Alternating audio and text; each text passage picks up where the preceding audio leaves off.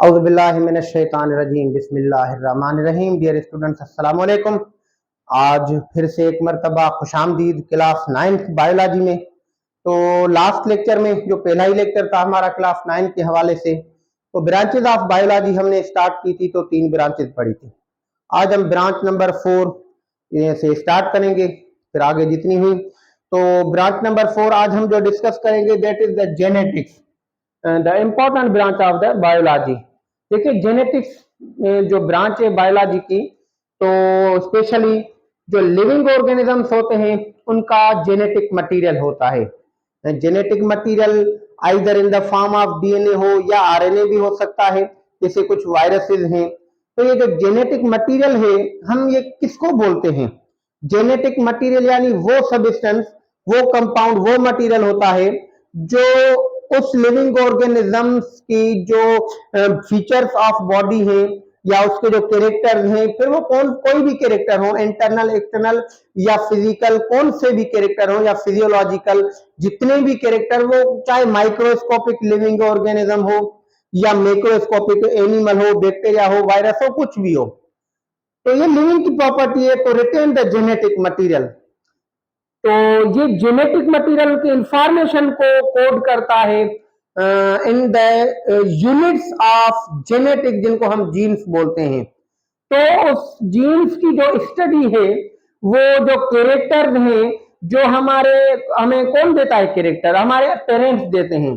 तो पेरेंट्स से जो ऑफ स्प्रिंग की तरफ ये जो हमारे जेनेटिक कैरेक्टर्स हैं, ये हेरिडिटरी कैरेक्टर्स हैं, ये जो ट्रांसफर हो रहे हैं, ये जो ट्रांसमिशन हो रही है from parents two of spring, इस ट्रांसमिशन की स्टडी को हम जेनेटिक्स बोलते हैं। अगर हम देखें, हम अपने पेरेंट्स की तरह हैं। एक बिल्ली का बच्चा वो अपनी मदर बिल्ली की तरह है। एक परिंदा है, वो उनके कैरेक्टर उस अपने वालदेन की तरह, परिंदे की तरह है, वो एम्फीबियन की तरह नहीं है। अगर एक इकोलाई बैक्टीरिया है तो वो इकोलाई की तरह दिखता है। तो आखिरकार ये कैरेक्टर कॉपी कैसे हो रहे हैं? तो ये कैरेक्टर जो कॉपी होते हैं, ट्रांसफर होते हैं, ये through the units of genetics, जिन्हें हम जीन्स बोलते हैं, blocks of the unit, DNA बोले या आरएनए बोले, या सेगमेंट ऑफ द डीएनए या आरएनए बोले, जिसको हम जीन बोलते हैं। यानी वही इंफॉर्मेशन कैरी करते हैं पेरेंट्स टू ऑफस्प्रिंग, फिर वो क्रोमोसोम की फॉर्म में या सिंपल क्रोमोसोम की फॉर्म में या जस्ट ऐसे मॉलिक्यूल की फॉर्म में। तो लेकिन ये जीन्स होते हैं जो information, biological hereditary information is carried from the parents to offspring. अब ये जो ट्रांसमिशन हो रही है इंफॉर्मेशन की फ्रॉम पेरेंट्स टू ऑफस्प्रिंग, इसको हम बोलते हैं, इसकी स्टडी को बोलते हैं जेनेटिक्स। यानी ये तो सेम लिखेंगे, it is the branch of biology that deals with the study of, आगे हम लिखेंगे the study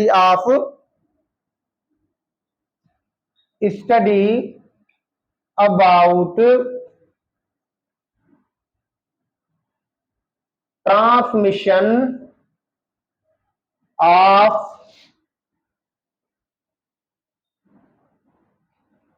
hereditary characters from parents to offspring।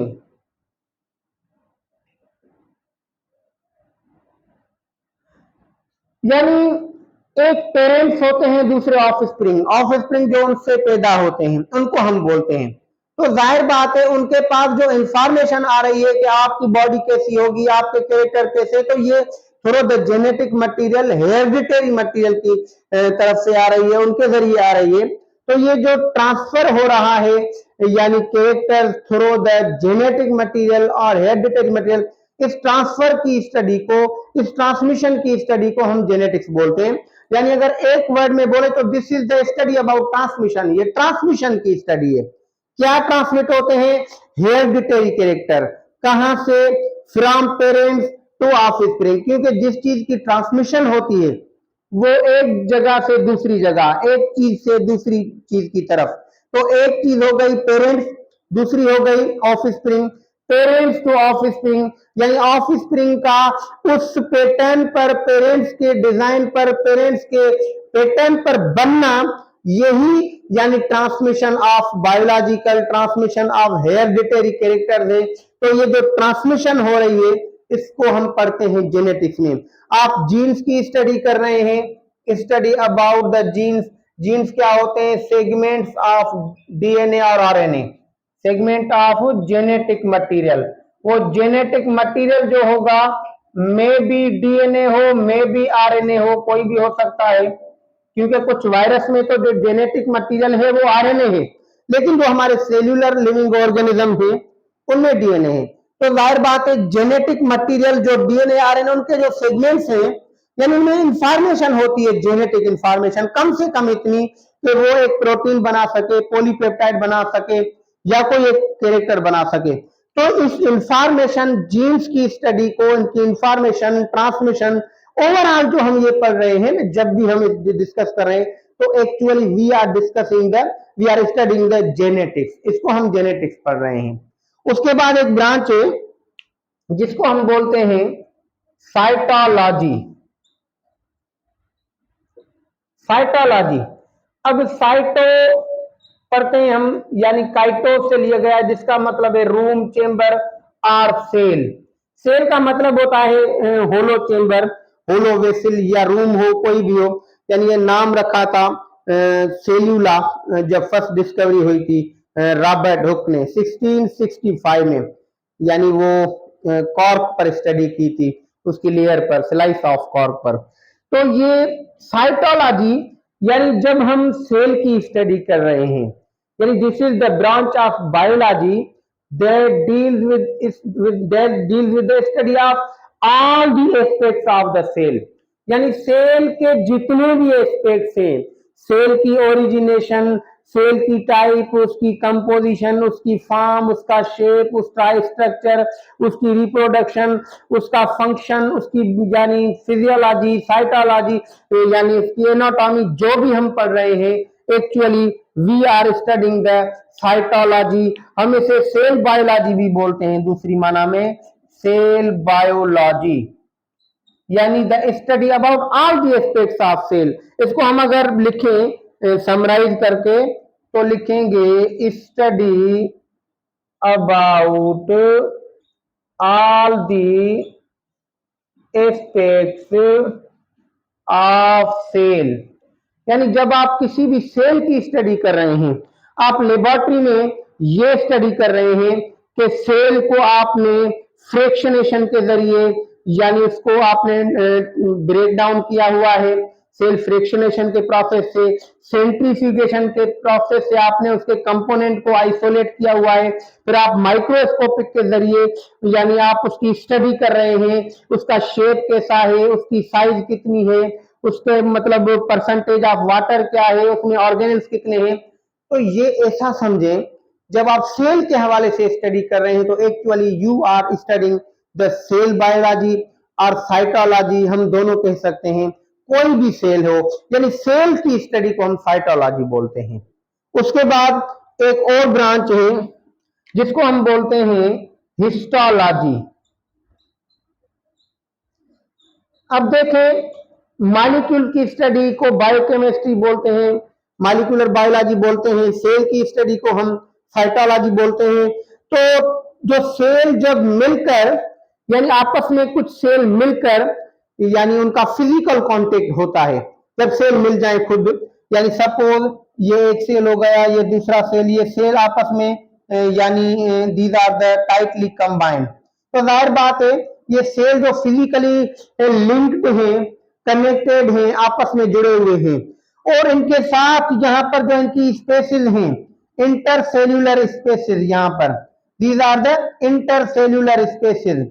तो इन स्पेसिस में जो सबस्टेंसेस हैं, यानी the physical contact of the same kind of cell or the substances associated substances which are present in the intercellular spaces, यानी वो spaces जो दो सेल के बीच में, सपोज ये एक सेल है, ये दूसरा सेल है, तो इनके बीच में स्पेस है, यहाँ पर सबस्टेंसेस हैं। तो ये जो दोनों सेल का आपस में जुड़ा रहना प्लस में एसोसिएटेड सबस्टेंसेस, तो ये मिलकर टिश्यू बनाते हैं, तो इनको हम टिश्यू बोलते हैं। तो इन टिश्यू की स्टडी को हम हिस्टोलॉजी बोलते हैं। हिस्टोज से लिया गया है, हिस्टोज यानी टिश्यू, जिनको हम सिंधी में बाबा ओजा या ये समझो त तांदूरा भी चवंदा आहियूं। त इन्हनि जी स्टडी खे पाण हिस्टोलॉजी चवंदा आहियूं। The study about the all the aspects of tissues. अब टिश्यूज क्या होते हैं? Group of cells, group of cells, ये सेल का ग्रुप होगा। परफॉर्म स्पेसिफिक फंक्शन, यानी वो कोई ना कोई फंक्शन तो परफॉर्म करेंगे ना। अब देखें हमारे मस्कुलर टिश्यूज हैं, these are composed of myocytes, muscular cell से बने हैं। तो ये क्या करते हैं? पुलिंग फोर्स जनरेट करते हैं, कॉन्ट्रेक्शन और रिलैक्सेशन। हमारे नर्वस टिश्यूज है, न्यूरॉन, न्यूरोग्लिया, ये नर्वस कोऑर्डिनेशन में होते हैं, कंट्रोल एंड कोऑर्डिनेशन में। एपिथेलियल टिश्यूज है, ये प्रोटेक्शन में आउटर लेयर्स वगैरह बनाते हैं। या हमारे कनेक्टिव टिश्यूज हैं जो दो पार्ट्स को, दो टिश्यूज को, दो ऑर्गन्स को कनेक्ट करते हैं। तो ये टिश्यू जैसे प्लांट में मेरिस्टेमेटिक डिवाइडिंग सेल्स के टिश्यूज होते हैं, परमानेंट में आपके पेरेन्काइमा, कोलेनकाइमा, स्क्लेरेन्काइमा। फिर ये टिश्यू सेम काइंड के सेल के भी हो सकते हैं और मिक्सचर ऑफ सेल के भी हो सकते हैं, डिफरेंट काइंड के भी हो सकते हैं। जैसे हमारी ब्लड है, this is the combination of different kind of cell. जैसे फ्लोएम और xylem vascular tissues in the plant, तो ये डिफरेंट काइंड के बने हैं। और सिंपल टिश्यूज जैसे पेरेन्काइमा, कोलेनकाइमा या हमारे जो मायोसाइट हो गए, तो ये सेम काइंड के सेल से बने हैं। तो टिश्यू की जो जनरल डेफिनेशन होती है, द कॉम्बिनेशन और group of same kind of cell which perform any particular function and associated substances. The study about these structure is known as histology. तो हिस्टोलॉजी में हम साइंटिफिक स्टडी टिश्यू की करते हैं, tissue को काट कर उसकी माइक्रोस्कोपिक स्टडी करते हैं। जब हम टिश्यू के बारे में पढ़ रहे हैं तो हम ऐसा समझें कि हिस्टोलॉजी पढ़ रहे हैं। और tissue multi cellular living organism, खास करके एनिमल्स में होते हैं। फिर यही टिश्यू मिलकर ऑर्गन बनाते हैं। तो ये तीन ब्रांचेस हो गई, यानी कि genetics, the study about the transmission of hereditary character from the parents to offspring, उसके जितने भी एस्पेक्ट्स हो जाएंगे। उसके बाद हमारी साइटोलॉजी और cell biology, the study about all the aspects of the cell, cell के जितने भी एस्पेक्ट्स आप सेल की जो भी स्टडी कर रहे हैं लेबोरेटरी में, जो भी स्टडी, वो आपकी साइटोलॉजी कहेंगे उसे। और उसके बाद histology, the study about all the aspects of the tissues, यानी जब टिश्यू की स्टडी कर रहे हैं तो ये हिस्टोलॉजी हो जाएगी। इंशाल्लाह नेक्स्ट वीडियो में फिर कुछ ब्रांचेस की स्टडी करेंगे। तब तक wish you best of luck. Allah Hafiz.